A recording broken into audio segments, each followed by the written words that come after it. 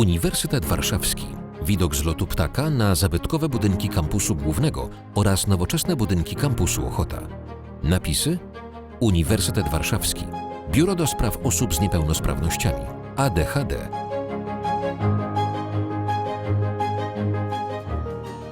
Dr Agnieszka Kałdonek-Czerniakowicz, adiunkt w Instytucie Anglistyki UW.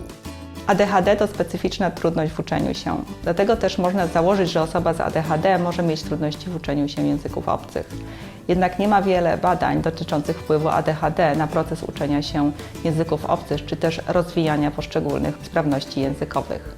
Wyniki moich badań pokazują, że ADHD najbardziej wpływa na rozwijanie umiejętności pisania, a także w dużym stopniu na gramatykę, słownictwo i rozwijanie umiejętności słuchania i czytania ze zrozumieniem. Warto także zauważyć, że zachowania związane z ADHD mogą mieć wpływ na rozwijanie umiejętności językowych u innych uczniów w klasie. Julia Bacławska, studentka, Wydział Lingwistyki Stosowanej UW.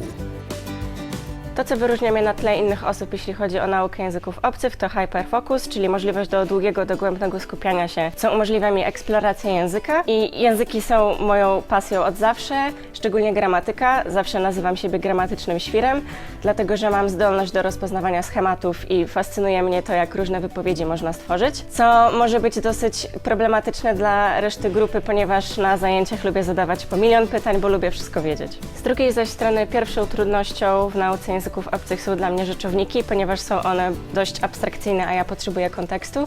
Natomiast drugą jest pisanie po angielsku, ponieważ jest to dość chaotyczny i elastyczny język, a ponieważ ADHD samo w sobie jest chaosem, to wolę ustrukturyzowane formy pisania, jakie reprezentuje język niemiecki. Maria Korolczuk, studentka, Wydział Neofilologii Instytutu Anglistyki UW.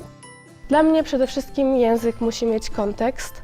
Sprawiało mi zawsze bardzo dużą trudność w szkole to, że nie miało to dla mnie żadnego przełożenia do tak naprawdę rzeczywistości i przychodziłam na zajęcia nieprzygotowana, nie robiłam pracy domowej, a potem wracałam do domu, siadałam przed komputerem i zaczynał się mój research. Tak naprawdę większość moich zainteresowań była dostępna głównie po angielsku i to było moją największą motywacją do tego, żeby spędzać godziny ucząc się go. Najważniejszymi rzeczami dla mnie w nauce angielskiego były na pewno różnorodność technik i najważniejsza rzecz, czyli wspierający, nieoceniający i doceniający nauczyciel. Lektor. Zapraszamy do kontaktu. Biuro do Spraw Osób z Niepełnosprawnościami mieści się w całkowicie dostosowanym architektonicznie budynku Wydziału Neofilologii oraz Wydziału Lingwistyki Stosowanej przy ulicy Dobrej 55, pokój 070 na parterze.